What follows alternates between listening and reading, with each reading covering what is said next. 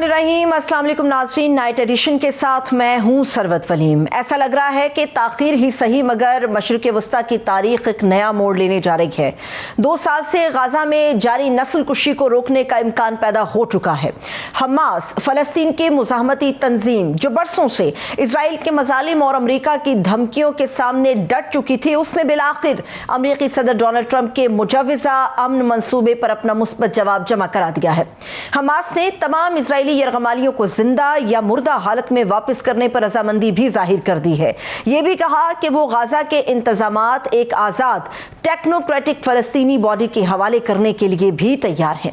Hamas का ये जवाब एक ऐसे वक्त में आया जब गुज़श्ता रोज़ सदर ट्रंप ने अहले गाजा और हमास को अल्टीमेटम जारी किया कि अगर इतवार की शाम तक मुआहिदा ना हुआ तो उसके नताइज संगीन होंगे।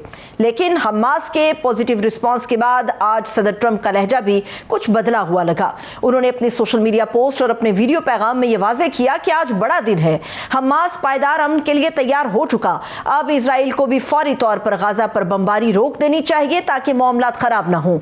मगर दूसरी तरफ जब ये खबरें आई कि ट्रंप के ऐलान के बाद इसराइल ने फौरी तौर पर गाजा पर कब्जे का मंसूबा रोक दिया, वहीं पर यह खबरें भी आई कि ट्रंप के मुतालबे को नजरअंदाज करके इसराइल ने न सिर्फ गाजा के मुख्तलिफ इलाकों में बमबारी की बल्कि धमाका खेज रिमोट कंट्रोल गाड़ियों से गाजा की बहुत सी बस्तियां भी तबाह कर डाली। ऐसे में सवाल उठ रहा है कि इस्लामी ममालिक की मामला फहमी की वजह अगर हमास जंगबंदी के लिए लचक दिखा रहा है और सालिसों के जरिए मुज़ाकराती अमल में शामिल होना चाहता है, तो ऐसे में इसराइल की गारंटी कौन देगा कि वो दोबारा से जंगबंदी मुआहिदे की खिलाफ वर्जी नहीं करेगा? क्योंकि ये बात अपने रिकॉर्ड पर है। इसराइल माजी में भी कई बार खुद जारियत करके और गैर कानूनी आबादकारियां करके सीज फायर की खिलाफ वर्जियां करता हुआ आया और इसका इल्जाम हमास और फलस्तीनियों पर डालता रहा। उम्मीद और खदशात के बीचों बीच इस अमन मुआहिदे को लेकर अरसे के बाद गाजा की गलियों में बच्चों के चेहरों पर खुशी है। लेकिन सवाल फिर वही है कि ग्रेटर इसराइल के ख्वाब देखने वाला नेतन्याहू गाजा में पायदार अमन होने देगा? इस्लामी मुल्क और पाकिस्तान अमन मुआहिदे को मजीद मौसर बनाने के लिए क्या किरदार अदा कर सकते हैं? इसी पर बात करने के लिए हमारे मेहमान हमारे साथ मौजूद है। मैं उनका तारुफ कराती हूँ। साबिक सफीर है जमील अहमद साहब, उन्होंने हमें ज्वाइन किया। बहुत शुक्रिया जमील अहमद साहब। Sir thank you so much आपके वक्त के लिए। पहले तो इस पे डिबेट करने से पहले सर ये वाज़ेह करना ज़रूरी है कि जिन 20 नकात के ऊपर हम बात कर रहे हैं या दुनिया बात कर रही है वो दर हकीकत है क्या? आपके नज़दीक वो वाकई कोई अमन मंसूबा है या फिर इजराइल के मफादात का एक तहफ़्फ़ुज़ है? जी, पहली तो बात यह है कि मैं इस पूरे 20 नुकाती मंसूबे को अगर आप इसको इंटरनेशनल लीगल फ्रेमवर्क के लिहाज से देखें तो ये मंसूबा उस पर पूरा नहीं उतरता है। ये बात हकीकत है और इसीलिए मैं कहता हूँ कि ये मुनसिफाना नहीं है, ये मुदब्बराना है। जो इस तदब्बर का यही तकाजा था कि इस वक्त लोगों की जानें बचाई जाएं जंगों में। और ये जंगों की तारीख है कि जब भी जंग में ज़्यादा नुकसान किसी एक फरीक का हो रहा है, बैलेंस ऑफ पावर बिल्कुल कोई तनाजुर नज़र नहीं आता है उसका, तो ऐसी सूरत में 1 स्टेप फॉरवर्ड 2 स्टेप बैकवर्ड, यही तारीख है, यही जंगी हिकमत अमली का एक तरीक़ा कार है। नंबर 1 पहली तो बात है कि ये जंग तो ना कहें, ये मज़ाहमत कहें। जंग तो होती है जहाँ कोई बराबरी की कोई थोड़ी बहुत शाखसाना हो। यहाँ तो ऐसी कोई बात नहीं थी। यहाँ तो कुछ बंदूकों वाले लोग जहाज़ों के साथ, टैंकों के वालों के साथ और जितनी भी मॉडर्न टेक्नोलॉजी है उसके से लैस होके जो लोग आ रहे थे, जो कि इजराइल है, उसके साथ मुकाबला 2 साल तक करना अकल दंग रह जाती है। मुकाबले से मुराद ये मज़ाहमत थी और मज़ाहमत हक है किसी भी मुल्क में रहने वाले लोगों का जो ऑक्यूपेशन के ख़िलाफ़ मज़ाहमत करते हैं, जैसे ईस्ट तिमोर था, जैसे और बहुत सारे ममालिक हैं जहां मज़ाहमत के ख़िलाफ़ तहरीकें उठी और उसको इजाज़त है अक़वाम मुत्तहिदा के जनरल असम्बली के रेजोल्यूशन के 2649 के तहत। ये बात ये हकीकत है। यहाँ 20 नुकाती पॉइंट में जो और बातें हैं उसमें अगर उसको चीदा चीदा देखा जाए تو یس اس میں تو اسی لیے تو حماس نے اتنا ٹائم لیا, اسی لیے تو حماس شروع میں نہیں مان رہا تھا کہ میں اس کو کروں گا. نیگوشیٹرز نے اس میں بیچ میں پڑھ کے بتایا کہ اگر ہم نہیں مانتے ہیں تو جو اسرائیل کہہ چکا ہے, جس کی ڈیڈ لائن اور الٹیمیٹم کل شب 12 بجے کے قریب ختم ہو رہی تھی, اس سے پہلے ٹرمپ نے جب اناؤنس کیا تو اس کے بعد وہ 2.5 لاکھ سے زیادہ فلسطینی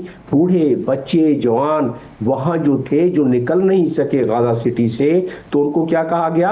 ان کو کہا گیا کہ وہ ٹیررسٹ سمجھے جائیں گے, وہ ٹیررسٹوں کے سپورٹر سمجھے جائیں گے. اس کا مطلب تو یہ ہے کہ بم اور بارود کی آگ برس پڑنی تھی اور ہزاروں افراد جو ہے وہ شہید ہو جاتے. ان 2.5 لاکھ میں سے کون بچتا کون نہ بچتا, یہ اس حکمت عملی کے تحت کیا حماس نے. پھر بھی حماس نے اپنی بڑی حکمتیں دکھلائی, اور اس میں اس پوائنٹ میں جو 20 نکاتی پوائنٹ ہے اس میں فرق کیا تھا. نیتن یاہو جو کہ شروع سے 11 سپٹمبر کو بھی اس نے آخری مرتبہ کیا کہا کہ یہ پورا فلسطین ہمارا ہے, کوئی there is no question of two state theory, فلسطین اٹ از آورس, یہ لفظ اس کے میں ریپیٹ کر رہا ہوں, انگریزی میں اس نے کہا تھا.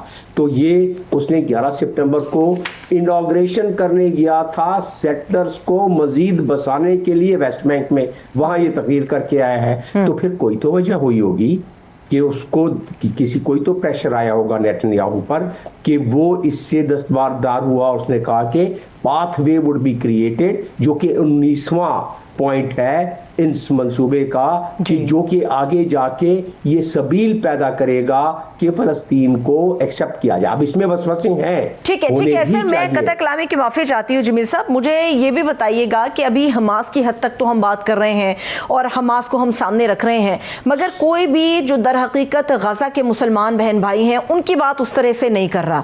فلسطینی مسلمانوں کی ایک تاریخ رہی ہے, دوسری جنگ عظیم کے بعد سے جب برٹش لوگوں نے ان کے اوپر قابض آنے کی کوشش کی تب انہوں نے ریزسٹ کیا, اس وقت سے آج تک ان کی ریزسٹنس کی ایک بہت بڑی تاریخ ہے.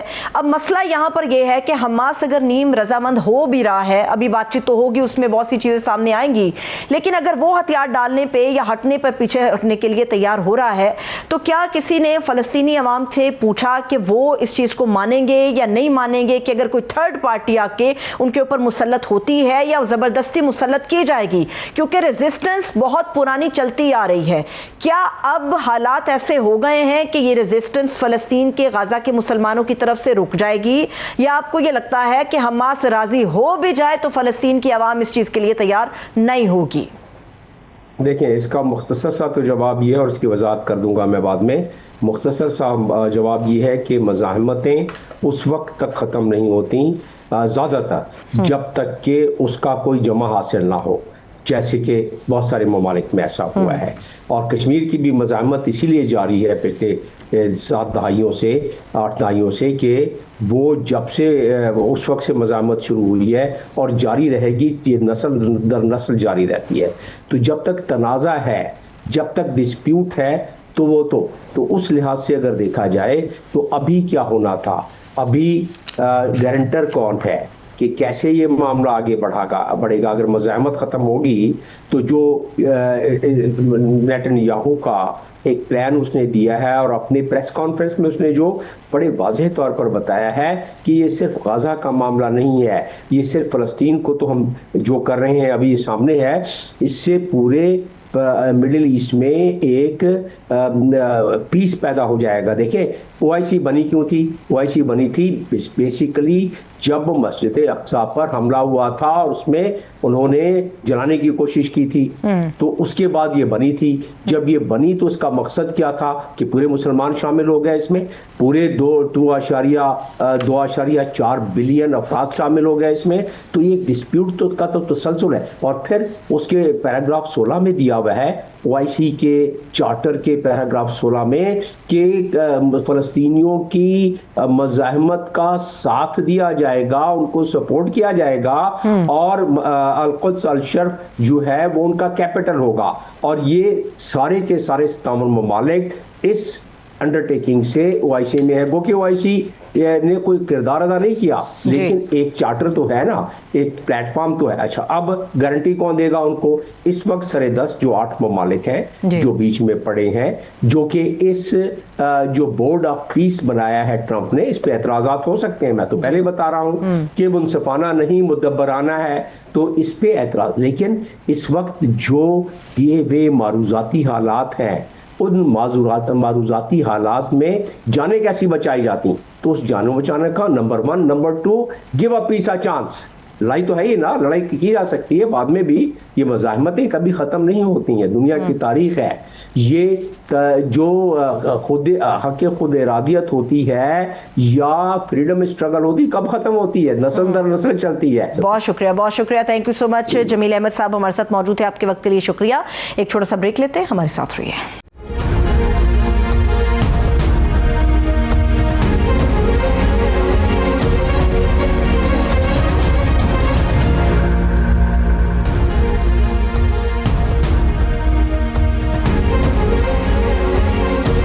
के बाद एक मरतबा फिर से खुश आमदेद कहेंगे। हुक्मरान इत्तेहाद में शामिल नून लीग और पीपल्स पार्टी के दरमियान बढ़ती हुई लफ्जी जंग के बाद अब ये सवालात उठ रहे हैं कि आया ये लफ्जी तकरार महज सियासी बयानबाजी की हद तक है या फिर वाकई हुकूमती इत्तेहाद आखिरी सांसों पर पहुंच चुका।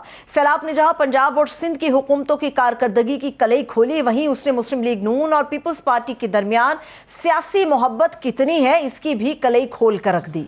आप जानते हैं कि दोनों इत्तेहादी जमातों के बीच शिकवा जवाब शिकवा का सिलसिला पिछले कई रोज से जारी है, लेकिन अब ये मामला सुबाइयत के काट तक पहुंच चुका है। वज़ीर आला पंजाब मरियम नवाज के सख्त बयानात को पीपल्स पार्टी तज़हीक आमेज करार देकर मुआफ़ी का मुतालिबा कर रही है, जिस पर लीगी क़यादत मुआफ़ी तलाफी करना चाहती है, मगर मरियम नवाज के मुआफ़ी मांगने पर बिग नो से सियासी दर्जा हरारत कम होता नजर नहीं आ रहा। यही वजह है कि पाकिस्तान पीपल्स पार्टी ने गुज़श्ता रोज पार्लियामान की कार्रवाई से वॉकआउट किया और यह फैसला भी सामने आया कि जब तक मरियम नवाज साहिबा मुआफ़ी नहीं मांगती, पीपल्स पार्टी ऐवान की कारकर्दगी का हिस्सा नहीं बनेगी। एक नुक्ता निहायत अहम है कि आज़ाद कश्मीर के मामले पर विफाक ने एक हसीन इम्तजाज तरतीब दिया। मुज़ाकराती कमेटी में नून लीग के साथ साथ पीपल्स पार्टी भी शामिल थी, मगर यह हसीन इम्तजाज हमें सिर्फ विफाक की हद तक नजर आता है, लेकिन ये ताउन और हम आहंगी हमें सूबा सिंध और पंजाब की हुकूमतों के दरमियान नजर नहीं आती। यह जानना बड़ा अहम है कि नून लीग और पीपल्स पार्टी के दरमियान विफाक में नजर आने वाला ताउन सूबों में पहुंचकर मुखालिफत में कैसे तब्दील हो जाता है। दूसरा अहम नुक्ता कि पीटीआई का सियासी रास्ता रोकने के लिए नून लीग और पीपल्स पार्टी ने जो आपस में मोहब्बत की पींगे बढ़ाई, वो अब शायद टूटती हुई नजर आ रही हैं। पीपल्स पार्टी खुद भी कहती है कि लीगी हुकूमत बनाने के लिए हमने बैसाखियां फराहम की, तो क्या अब ये बैसाखियां हमें टूटती हुई नजर आएंगी? हुक्मरान इत्तेहाद में पड़ने वाली फूट का पीटीआई तो शायद फायदा ना उठा सके, मगर सवाल ये है कि अब तक नून लीग और पीपल्स पार्टी सियासी फायदा समेट रही थी, क्या वो इन फवायद को बरकरार भी रख पाएंगे? इसके ऊपर बात करेंगे। स्टूडियोज में हमारी मौजूद हमारे साथ मौजूद हैं, मैं उनका तारुफ करा देती हूँ। मेंबर कौमी असम्बली हैं, पाकिस्तान पीपल्स पार्टी की सीनियर रहनुमा है, सेनेटर भी रह चुकी सहर कामरान साहिबा, वो हमारे साथ मौजूद हैं। बहुत शुक्रिया सहर साहिबा, थैंक यू सो मच आपके वक्त के लिए। सबसे पहले तो सहर साहिबा मुझे ये बताइए, सैलाब से शुरू हुआ ना आप दोनों का, तो पीपल्स पार्टी नून का। सबसे पहले बहुत शुक्रिया, अस्सलाम वालेकुम, आपने मुझे ये मौका दिया कि मैं आपके प्रोग्राम में शामिल हूँ। बहुत शुक्रिया जी, बहुत शुक्रिया। मुझे अब ये बताइए कि सैलाब के दिनों में कसूर गालिबन कायरा साहब के हमरा बिलावल भुट्टो जरदारी साहब जो हैं वो पहुँचे, उन्होंने पंजाब हुकूमत की तारीफ भी की, फिर यकायक ऐसा क्या हुआ कि ठन गया मामला, गर्म भी हो गया और ठन भी गया, हुआ क्या? अच्छा, अभी आपने एक बात की कि पता नहीं मोहब्बत, लेकिन सियासत में मोहब्बत नहीं होती, सियासत में असूल होते हैं, सियासत में वफायमत होती है, सियासत में मामला फहमी होती है। सियासत के अंदर जो है मुल्क के मफादात के ऊपर जो है बहुत सारे कंप्रोमाइज़ भी होते हैं, ठीक है, और ये भी कोशिश की जाती है कि जहाँ कौमी यकजहती की ज़रूरत है। पाकिस्तान पीपल्स पार्टी वो जमात है जो शहीदों की जमात है, जो कि शहादतों के बाद और कुर्बानियों के बाद भी पाकिस्तान खप्पे का नारा लगाती है।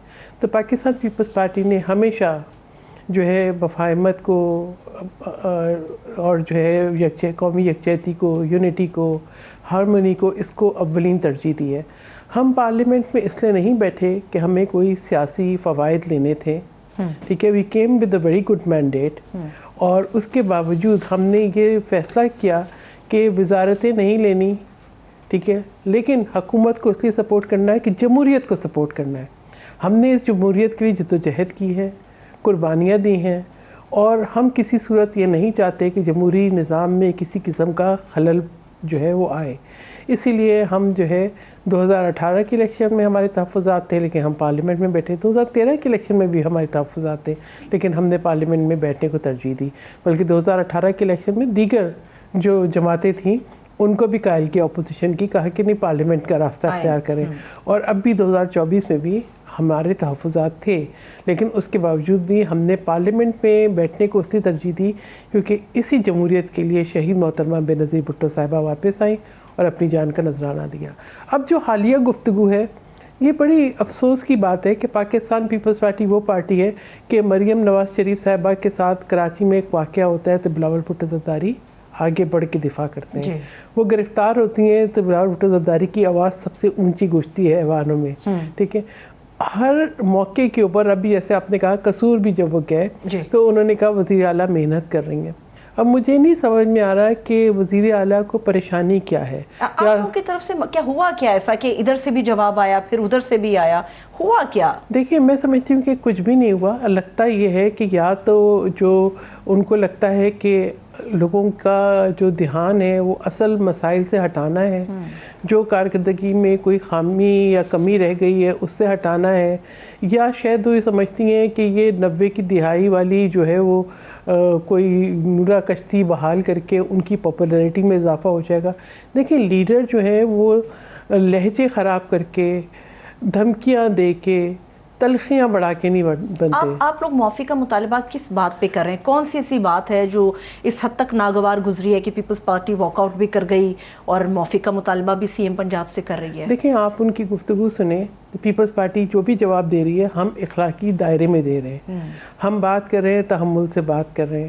اب اگر مجھے لگتا ہے انہوں نے ایک سوچ لیا ہے کہ ہر وہ چیز یا کوئی بات جو پاکستان پیپلز پارٹی کرے گی اس کے اوپر وہ کبھی کہتی ہیں کہ میں انگلی توڑ دوں گی، کبھی کہتی ہیں اس طرف دیکھا کیوں. بھائی یہ پاکستان ہمارا ہے، ہم سب کا ہے.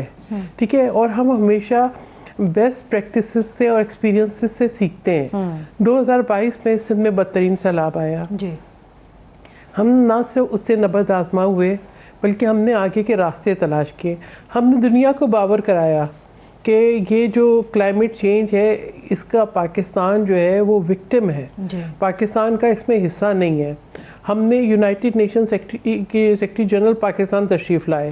ٹھیک ہے، ہم نے دنیا کے اندر ایک آواز بنے اور ہم نے نہ صرف سندھ کے عوام کو ریہیبلیٹیٹ کیا بلکہ پھر آگے یہ سوچا کہ اچھا کلائمیٹ کرائسس سے کیسے نپٹنا ہے. ہم نے ابھی چیئرمین پیپلز پارٹی بلاول بھٹو زرداری کا جو انیشیٹو ہے 2.1 ملین کلائمیٹ ریزسٹنٹ گھر تعمیر ہو رہے ہیں جن کی ملکیت خواتین کو جا رہی ہے، کیونکہ یہ ایک سوچ تھی کہ خواتین کو امپاور کیا جائے، ان کو حقوق دیے جائے تو ان کو تحفظ بھی ملے گا اور یہ ایک جو ہے دیر پا سسٹینیبل عمل بھی ہوگا. تو اب جب یہاں پر پنجاب میں سیلاب آیا تو یہ تو نہیں آپ کہہ سکتی کہ اگر آپ نے وہاں پر آپ حکومت کر رہی ہیں تو باقی وہاں پہ کسی کا وجود نہیں ہے. یہ ہم کوئی دیواریں بلڈنگ اتنی اونچی بن گئی کہ ہم اس طرف دیکھ نہیں سکتے. ٹھیک ہے، دیواریں بلڈنگ بھی گر گئی تھی مگر یہاں پہ کچھ انہوں نے کچھ کس قسم کا تاثر دینے کی کوشش کی ہے. مجھے تو لگتا ہے کہ کچھ شاید کوئی آج کل پنجابی فلمیں پرانی والی زیادہ دیکھ رہی ہے جو ہے وہ کوئی شاید سلطان راہی سے متاثر ہے، مصطفیٰ قریشی سے متاثر ہیں، یا یہ سوچ رہی ہیں کہ this is the only way to gain like more popularity. دیکھیں آپ ہر شخص کو بالکل حق حاصل ہے کہ وہ کام بھی کرے، اپنی تحشیر بھی کرے، لیکن ایک اچھے طریقے سے ایک جو ہے معاملہ فہمی سے آگے بڑھ سکتے ہیں. میں کلامی کی معافی چاہوں گی صاحبہ، لیکن جس طرح سے وہ پنجاب کے لوگوں کا ڈیفنس کر رہی ہیں، جو تقاریر ہوتی ہیں، میں تقاریر کی بات کر لیتی ہوں آپ کے سامنے، جیسا وہ پنجاب کی بات کر رہی ہیں، پنجابی لوگوں کے تحفظ کی بات کر رہے ہیں کہ یہ ہمارے لوگ ہیں، کوئی اس کی طرف آئے گا تو سب سے پہلے مجھے سامنے کھڑا پائے گا، اس قسم کی گفتگو ہے.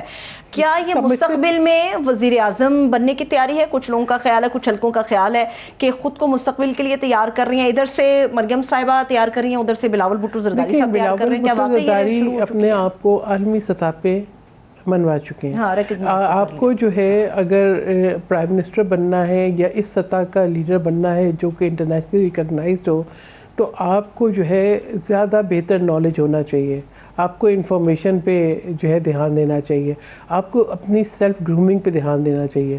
آپ گرج برس کے دنیا کو متاثر نہیں کر سکتے. ٹھیک ہے، یہ جو کہنا ہے کیا مطلب آپ کا کیا خیال ہے کہ پنجاب کے اندر صرف ایک جماعت کا وجود ہے؟ پاکستان کا سب سے بڑا صوبہ ہے. ٹھیک ہے، آپ اگر یہ دیکھیں کہ سب سے زیادہ ریونیو میں سندھ کنٹریبیوٹ کرتا ہے، لیکن سب سے زیادہ NSC کا ایوارڈ پنجاب کے پاس ہے، اس لیے کہ پاپولیشن کے حساب سے ہے، لیکن ریونیو جنریٹ سندھ کر رہا ہے. ہم نے اس کو ایشو نہیں بنایا. مجھے حیرت ہو رہا ہے یہ کہ کس قسم کی گفتگو کر رہی. اگر یہ کہہ دیا کہ بھائی ہم نے سندھ کے اندر بے نظیر انکم سپورٹ پروگرام کا ڈیٹا یوز کر کے لوگوں کو فوری ریلیف دیا تھا، تو انہوں نے اس کو انا کا مسئلہ بنا لیا کہ نہیں بھائی آپ نے نہیں کرنا نہیں کریں. آپ تو دھمکیاں دے رہی ہیں کہ مجھے مشورہ دے دیا تو میں انگلیاں توڑ دوں گی، اس طرف دیکھا تو یہ کر دوں گی. میں دیکھیں don't create this kind of like environment جہاں پہ وہ ٹاکسک ہو جائے، ہمارا سروائیول جو ہے پاکستانیوں کا مشکل ہو جائے.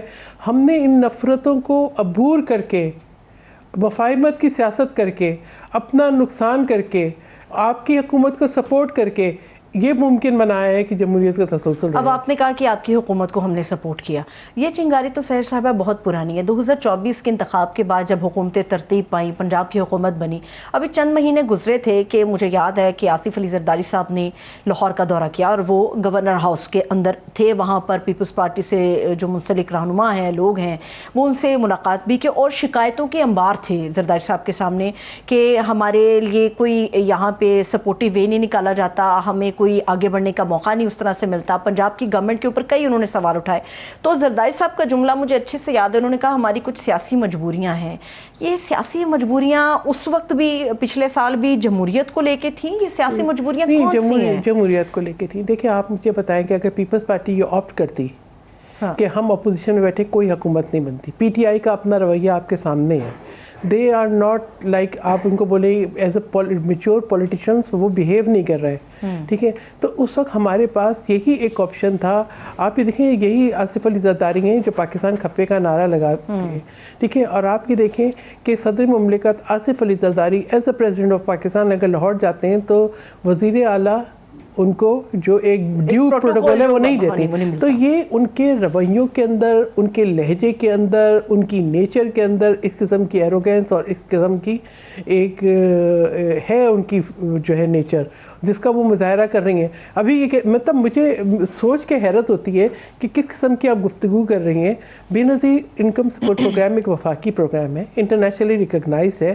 مقصد یہ تھا کہ آپ کہتی ہیں آپ 10 لاکھ دیں، آپ 20 لاکھ دیں، بالکل دیں. اگر پنجاب کے پاس اتنا پیسہ ہے تو ضرور دیں. لیکن بات یہ ہم نے کہا تھا کہ ایک طریقہ ہے کہ آپ فوری طور پہ ڈیٹا یوز کر کے لوگوں کو ریلیف دے سکتے ہیں. اب آپ یہ دیکھیں کتنے لوگ ہیں جو اس لیے ڈوب گئے کہ ان کے پاس وسائل نہیں تھے، وہ کشتیوں کا کرایہ نہیں دے سکتے تھے. اگر ان کو وہ مل جاتی کچھ رقم تو شاید کوئی اپنی روزمرہ کی جو ضرورت تھی اس کو پورا کر لیتا. سوال یہ بھی تھا سحر صاحبہ، بہت سارے ایسے لوگ بھی متاثرین میں شامل تھے جو رجسٹرڈ نہیں تھے اس پروگرام کے تحت. دیکھیے وہ تو اس میں جو ہے نا ڈیٹا اسی کے مطابق جو ہے وہ جنریٹ بھی ہوتا ہے اور موجود بھی ہوتا ہے. نادرا کا سسٹم اس کے ساتھ بالکل جو ہے وہ کنیکٹڈ ہے.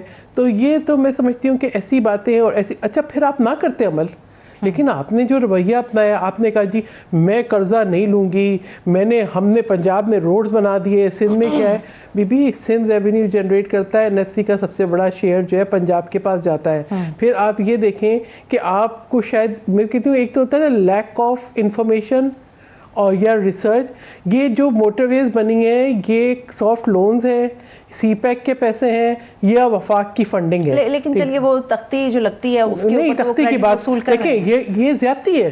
یہ اگر یہی موٹر ویز پورٹ سٹی سے بنتے، اگر سی پیک کے پروجیکٹ بلوچستان سے شروع ہوتے تو آج پورے پاکستان میں پراسپیرٹی ہوتی. آپ کی وفاقی حکومت تھی، آپ نے تمام وسائل ایک صوبے پہ لگائے، اس سے چھوٹے صوبوں کے اندر محرومیوں کا احساس ہوتا ہے. ٹھیک ہے، آپ جو ہے وہ سکھر سے جو ہے کراچی والی موٹر وے تو بننے نہ دیں اور آپ بولے میں راولپنڈی تک بھی 16 کلومیٹر کی موٹر وے بنا دوں. دیکھیں یہ دس از exploitation and this is manoeuvring. اس کو اپریشیٹ نہیں کیا جا سکتا. لیکن ہم بڑے خوش ہیں کسی بھی صوبے میں ترقی ہو، لیکن اب مجھے لگتا ہے کہ وہ نروسنس ہے. मैं अभी देख रही थी 2 दिन पहले बयान कि जी पहला जो है वो जो है वज़ीर तालीम है जिसने अपना बच्चा जो है सरकारी स्कूल में दाखिल कराया। 2018 में सरदार शाह वज़ीर तालीम थे सिंध के, उन्होंने अपनी इकलौती बेटी को सरकारी स्कूल में दाखिला कराया। कंपैरिजन करने पे ऐसा फिर तो बहुत सारी चीजें निकलती हैं। हमने सबसे पहले इलेक्ट्रिक बसेस स्टार्ट की। भाई आप डेट चेक कर लें कि इलेक्ट्रिक बसेस, ग्रीन बसेस सबसे पहले कराची में स्टार्ट हुई, सिंध में स्टार्ट हुई। तो ये मतलब कि ये वो बातें नहीं है जिनको आज का इशू बनाया जाए। ये कहना कि जी अब कभी पानी के ऊपर, भाई अगर आपको नहीं पता लो रिपेयन के राइट्स, अगर आपको, तो हमने तो इसका मुकदमा दाखिली तौर पे भी और आलमी सतह पे भी लड़ा। ये वक्त नहीं है इन बातों का। हमारे सामने कोई खबर आई थी कोई आपस में मुनाजरा भी करने जा रहे हैं, पंजाब से कुछ अथॉरिटीज हैं, उधर से पीपल्स पार्टी से। बात ये कि ये जो है ना, मुझे ये बताएं कि क्या ये सब बातें इस वक्त करने की थी जब मुल्क आजमाइश से गुजर रहा हो, कुदरती आफात से गुजर रहा हो, एक तरफ दहशतगर्दी हो, एक तरफ हमारे यहाँ रोजाना शहादतें हो, उस वक्त ये माहौल बनेगा? उस वक्त तो आप कौमी यकजहती की बात कर रहे हैं। अब कौमी यकजहती से मेरे पास ना क्योंकि वक्त कम है और मुझे मैं आपको एक बड़ी पॉइंट कह दूं। मुझे आपने जो शुरू में कहा था, I would connect the dots. मुझे लगता है कि अब मरियम नवाज साहिबा ये समझती हैं कि वो वज़ीर आला का उन्होंने काम कर लिया है। अब वो कहती हैं कि बस अब जो है वो मेरे कुछ सीट्स भी मिल गई हैं, अब चच्चा को एक तरफ करो, अब मेरा टाइम आ गया है कि इनकी हुकूमत की स्टेबिलिटी जो है उसको धचका दो ताकि मैं वज़ीर आज़म बनूँ। मगर ये जो शॉर्टकट्स है ना, ये कुछ गैर मुनासिब है।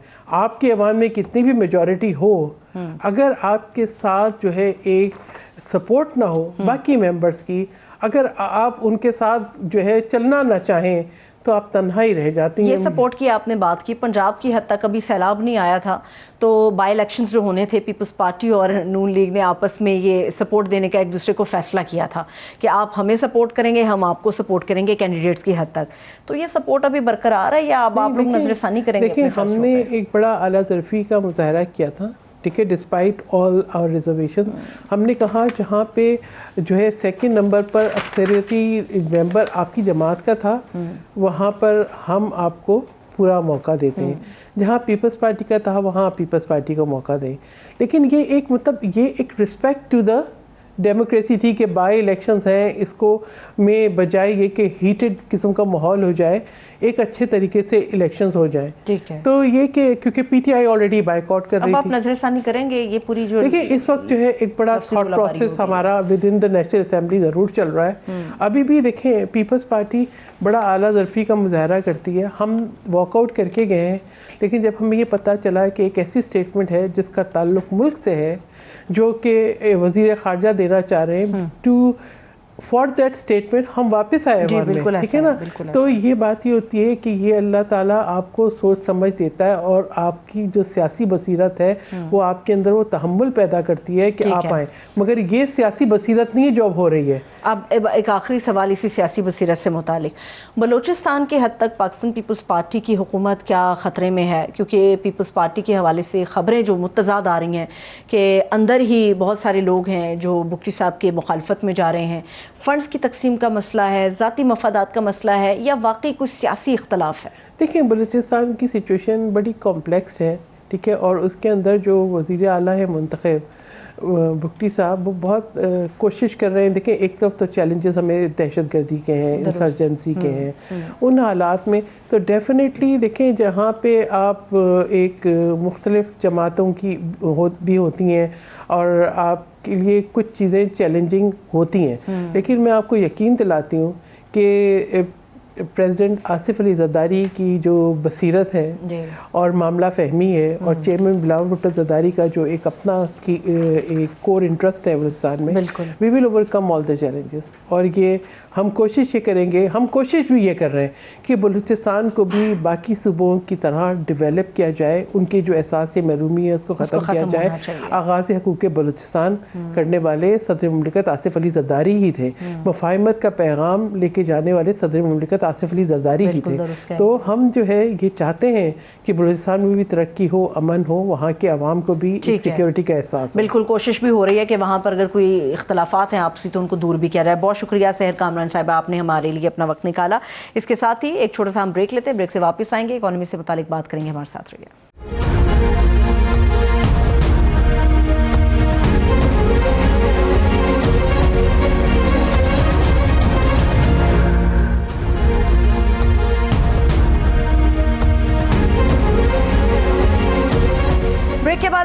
پھر سے خوش آمدید کہیں گے ناظرین. ایک طرف تو پاکستان عالمی محاذ پر اپنے سفارتی کامیابیوں کے جھنڈے گاڑ رہا ہے، مگر دوسری طرف معیشت کے جو اعداد و شمار ہے وہ کچھ اور ہی داستان بیان کر رہے ہیں.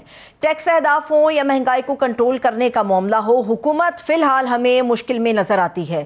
اب یہ خبر سامنے آ چکی ہے کہ رواں مالی سال کی پہلی سہ ماہی یعنی کہ جولائی سے سپٹمبر تک تجارتی خسارے میں 33% اضافہ ہوا اور تجارتی خسارہ 2 ارب 32 کروڑ ڈالر کے اضافے سے 9 ارب 36 کروڑ 80 لاکھ ڈالر تک پہنچ چکا ہے. یعنی کہ ان 3 مہینوں میں برآمدات میں کمی اور درآمدات میں ہوش ربا اضافہ ہوا. اگر بات کی جائے صرف سپٹمبر کی تو تجارتی خسارہ 16% اضافے سے 3 ارب 34 کروڑ ڈالر تک پہنچا ہے، جبکہ درآمدات میں 14% کا اضافہ دیکھنے میں بھی آیا، جس کے بعد یہ جاننا نہایت ضروری ہو گیا کہ سفارتی کامیابیوں کا اثر ہمیں معاشی محاذ پر نظر کیوں نہیں آ رہا. اگر ہماری برآمدات میں ہی اضافہ نہیں ہو رہا تو پھر معاشی ترقی کے گن آخر کیوں گائے جا رہے ہیں؟ بات یہاں پر نہیں ختم ہوتی. ایف بی آر بھی ان 3 مہینوں میں ٹیکس اہداف کو حاصل کرنے میں ناکام رہا اور 197 ارب روپے کا شارٹ فال رہا. یعنی کہ ایف بی آر کو 3083 ارب روپے کا جو ٹارگٹ ملا تھا وہ صرف 2886 ارب روپے اکٹھا کر سکا. ٹیکس اہداف پورا نہ ہونے پر آئی ایم ایف نے بھی پاکستان سے وضاحت تو مانگ لی ہے، مگر وزیر خزانہ محمد اورنگزیب صاحب یہ مانتے ہیں کہ ریونیو شارٹ فال پورا کرنے کے لیے اضافی ٹیکس نہیں لگائیں گے. وہ تو tax to G D P ratio بھی 11% پر لانے کی بات کر رہے ہیں. یہ بھی جاننا ضروری ہے کہ ٹیکس کا جو شارٹ فال ہے اس کو پورا کرنے کے لیے حکومت کے پاس مزید کیا کیا آپشن ہے جن کو زیر غور لایا. اسی پر بات کرنے کے لیے ماہر معیشت ہیں ڈاکٹر حفیظ پاشا صاحب، انہوں نے ہمیں جوائن کیا. سب سے پہلے ڈاکٹر صاحب بے حد شکریہ آپ کے وقت کے لیے. ڈاکٹر صاحب پچھلے 2-3 دن سے جو بڑی الارمنگ خبریں ہمارے سامنے آ رہی ہیں وہ پاکستان کے اندر غیر ملکی سرمایہ کاری سے متعلق ہیں. جو بڑی کمپنیاں ہیں وہ انہی چند دنوں کے اندر یا چند ہفتوں کے اندر ہم کہہ سکتے ہیں کہ پاکستان کو خیرباد کہہ گئی ہیں، انخلا کر گئی ہیں. سوال یہ ہے ڈاکٹر صاحب کہ جو غیر ملکی سرمایہ کار کو لانے کے لیے پاکستانی حکومت یہاں پر کچھ ایسے اقدام کر رہی ہے کہ ان کو راغب کیا جائے، مگر غیر ملکی سرمایہ کار پاکستان سے جا رہا ہے، تو یہ کتنا منفی اثر ڈالے گا پاکستان کی اکانومی کے اوپر بھی اور اس سرمایہ کار پر بھی جو پاکستان کے اندر سرمایہ کاری کی خواہش رکھتا ہے؟ بسم اللہ الرحمن الرحیم.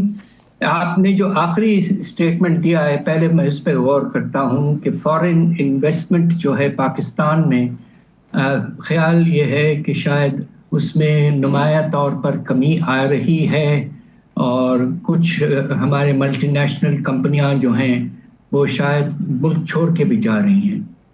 پچھلے سال جو پورا فارن ڈائریکٹ انویسٹمنٹ ہوا تھا پاکستان میں تقریباً 2 ارب ڈالر تھا، which is in line with the trend. مگر افسوس کی بات یہ ہے کہ پاکستان میں پچھلے 2 سال سے ہم نے ایک بڑا طاقتور ادارہ بنایا تھا SIFC. ان کا کام یہی تھا کہ پروموٹ فارن انویسٹمنٹ اور جو بھی پالیسی چینجز لائے ہیں وہ SIFC آئیڈینٹیفائی کر کے انہیں چینج کرواتا. مگر وہ اسٹیٹمنٹ بھی ابھی کچھ دن پہلے بھی آیا تھا کہ انشاءاللہ پاکستان 5 سے 10 ارب ڈالر سالانہ فارن ڈائریکٹ انویسٹمنٹ اٹریکٹ کر لے گا، مگر ایسا ہو نہیں رہا ہے اور اس کے کچھ وجوہات ہیں. ایک سب سے بڑی وجہ اس وقت یہ ہے کہ پاکستان میں مجھے بہت افسوس سے کہنا پڑ رہا ہے کہ ٹیررزم کا جو پیمانہ ہے وہ بہت بڑھ گیا ہے. پچھلے 1-2 دن میں ہی آپ دیکھیے کیا ہوا ہے. دوسرا جو پرابلم ہے وہ یہ ہے کہ آپ نے 2022-23 میں ایک بہت ہی نامناسب چیز کی تھی جب آپ کے پاس ریسورسز کم تھے اور فارن ایکسچینج ریزروز کم تھے. آپ نے ملٹی نیشنل کمپنیز جو پاکستان میں بہت عرصے سے کام کر رہی ہیں، جو نارمل پروفٹ ریپیٹریشن ہوتا تھا ان کا، اس سے آپ نے پورا روک دیا، 80% کم کروا دیا. یہ بہت نیگیٹو سگنل تھا اور پرسیپشن باہر یہ ہوا ہے کہ پاکستان فریجائل اسٹیٹ ہے in terms of the balance of payments اور آپ کے ریزروز، اس لیے وہ دے آر بینگ ویری کوشس. البتہ یہ بات ضرور کہوں گا کہ بے شمار MOU سائن ہوئے ہیں مگر وہ ابھی تک پریکٹس میں ابھی تک نہیں آئے.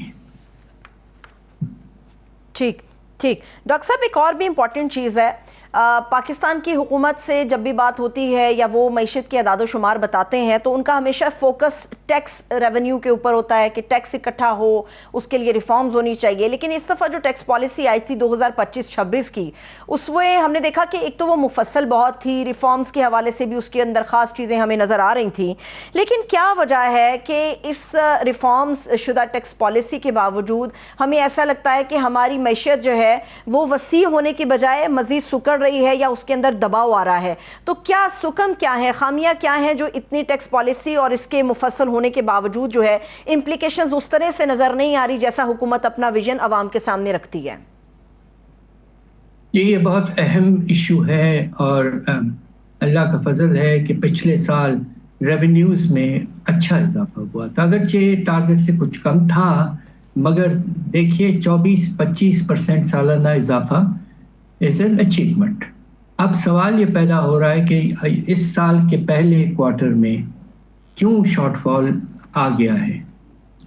ریونیو کی جو پوزیشن ہے وہ اس پہ منحصر ہے کہ آپ کا جو ٹیکس بیس ہے اس میں شرح نمو کیا ہے اور پھر افراط زر کا ریٹ کیا ہے.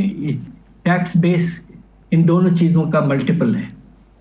اب پاکستان میں شرح نمو جو ہے وہ پچھلے سال 2.5%، اس سال سب کہہ رہے ہیں کہ سیلاب وغیرہ کے بعد مشکل سے یہ 2.5 سے 3% ہوگا، اور دوسری طرف افراط زر پر ہم قابو پا گئے ہیں، مگر اس کے نتیجے میں ریونیوز میں اضافہ کم ہوا ہے. تو یہ پرابلم ہے پاکستان میں اس وقت کہ آپ کے ریونیوز میں اس لیے اضافہ نہیں ہو رہا ہے کہ آپ کے ٹیکس بیس میں نامنل ٹرمز میں اتنے تیزی سے اضافہ نہیں ہو رہا ہے. دوسری بات یہ ہے کہ آپ نے اپنے ٹیکس کے نظام کو بڑا محدود رکھا ہے، اور جو مین ریونیوز آپ حاصل کرتے ہیں وہ بڑی کمپنیوں سے اور سیلری یعنی کہ جو پیشے میں تنخواہ والے ہیں. یہ کیس کو براڈن کرنا بہت ضروری ہے، اور اس میں ہمیں مختلف کیٹیگریز کو لانا پڑے گا. ہمارے پروونشل گورنمنٹس کو ایگریکلچرل انکم ٹیکس لانا پڑے گا مناسب. ہمارا فیڈرل گورنمنٹ میں جو کوششیں ہو رہی ہیں ابھی تک کامیابی کے بغیر کہ بڑے تاجر اور پھر بڑے پراپرٹی اونرز اور پھر کوشش کر کے آپ اس طرح سے بیس کو ایکسپینڈ کر کے ریونیوز بڑھائیں تو ایک بہت ہی ایکویٹیبل، مناسب اور اچھا نظام ہو سکتا ہے. صحیح. ڈاکٹر صاحب ایک اور بھی چیز ہے، حکومت سے جب معاشی اعداد و شمار یا معیشت کی ممکنہ صورتحال پر بات ہوتی ہے تو عمومی طور پہ یہ جواب بھی ہمیں سننے کو ملتا ہے کہ ہمارے وسائل اتنے نہیں ہیں یا ہمارے خزانے میں اتنا پیسہ موجود نہیں ہے. جو اقدام کیے جا رہے ہیں جیسے ایک مرض ہے اس کو دور کرنے کے لیے سرجری کی ضرورت ہے یا فی الحال دواؤں پر کام چلے گا. اب حکومت جو کام کر رہی ہے اس میں ان کا زیادہ فوکس اس چیز پر ہے کہ آمدن کو بڑھایا جائے. کیا آمدن کا بڑھنا معیشت کے وسیع ہونے کے مثبت پیمانے کا بھی ایک جائزہ ہمارے سامنے لاتا ہے، یا آمدن بڑھنا ایک الگ چیز ہے اور معیشت کو درست کر کے آگے پہنچانا ایک الگ چیز ہے؟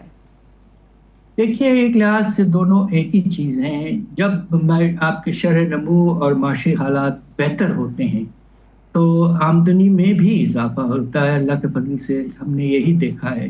مگر بعض وقت ایسا بھی ہوتا ہے کہ جو سب سے ہمارا بڑا طبقہ ہے، جس اشرافیہ جو ہیں، ان کو ڈسپروپورشنٹلی فائدہ ہو سکتا ہے، اور اس کے نتیجے میں جو آپ کا مڈل کلاس کا ورکر ہے یا جو سیلف امپلائڈ ہے وہ بیچارے ان کو اتنا زیادہ اضافہ نظر نہیں آئے گا. اس وقت پاکستان میں مسئلہ کچھ اور ہے، آمدنی کے بڑھنے کا نہیں ہے. اس وقت مسئلہ پاکستان میں بے روزگاری کو کم کرنے کا ہے.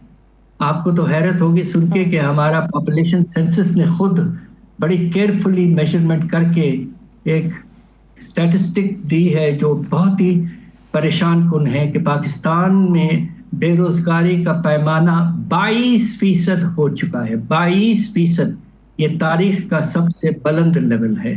تو ان حالات میں ہمیں پہلے روزگار ڈھونڈنا ہے اور پھر اس میں آہستہ آہستہ ان کے ریئل انکمز میں بھی اضافہ دیکھنا چاہیے. صحیح. بہت بہت شکریہ. Thank you. Doctor Hafeez Pasha صاحب ہمارے ساتھ موجود تھے. اس کے ساتھ ہی مجھے اجازت دیجیے. اپنا بہت سا خیال رکھیے. خدا حافظ.